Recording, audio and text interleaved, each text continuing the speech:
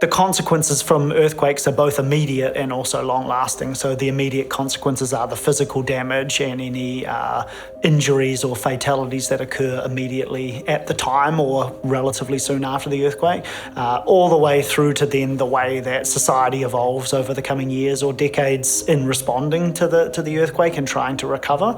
And so in many cases, I think our way to improve earthquake resilience is to think, how do we avoid those long-term consequences and work backwards from there. I hope in 10 years from now we can look back and say we really took that warning and we made significant changes so that we're prepared for the eventual significant earthquake in Wellington, rather than we thought that what happened in Christchurch was something that was a South Island problem and we kind of ignored it. There are many instances where we have known of problems, but as a society we've chosen not to act.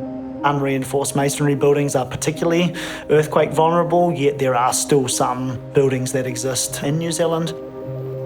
While we often think about earthquake resilience at a building by building level, obviously these buildings are part of a city which functions as a collective unit. And so we saw, for example, after the 2011 Christchurch earthquake, that actually when you have a large enough number of buildings that are damaged, it essentially writes off the entire city. A case in point of cordons was this Christchurch Central Business District after the Canterbury earthquakes. After an earthquake, cordons are a way for authorities to control access in damaged areas. In particular, cordons are established immediately after the earthquake, but sometimes they can last a long time depending on which buildings are demolished or repaired.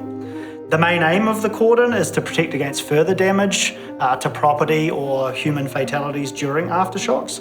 And to get an idea of the size of the cordon, if you draw a circle around a building that's approximately 1.5 times its height, that gives you an indication of how far debris could fall if that building was further significantly damaged. Importantly, cordons don't just affect buildings that are directly damaged themselves. If a damaged building is nearby other buildings, then those buildings may be placed inside the cordon because of the subsequent damage they could also sustain. This further affects roads and nearby businesses and leads to the significant impacts on the wider region. The so-called cordon effect really starts to occur when you have a large number of buildings which pose an aftershock risk. It's obviously more pronounced where you have high density buildings and also have taller buildings. We need to treat this problem as a system problem rather than just focusing on a building by building level. We connect urban and rural regions through horizontal infrastructure. Things like our electricity network, our road network, our telecommunications, including internet, the large hydropower networks that are in the south of the South Island. Most of our power consumption is in the North Island, so that creates a few critical elements where we have high voltage cables that run across Cook Strait, and if those were damaged in an earthquake, that would cause significant issues for the North Island. It's kind of unimaginable before it happened, but in the 2016 Kaikoura earthquake, we saw 1 year where State Highway 1 was closed. And so it's really important to identify in advance of an earthquake what infrastructure is particularly vulnerable and to try and reduce that vulnerability through several different means.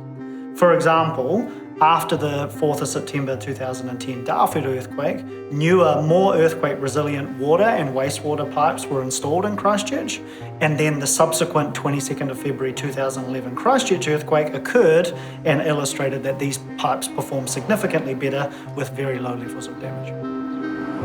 Really, we know the solutions that exist, and it's really about being intelligent in the way that we replace the most vulnerable pipes before the earthquakes occur. And of course, we've seen that actually focusing on earthquake resilience in that context will improve the performance of the pipe network on a daily basis as well.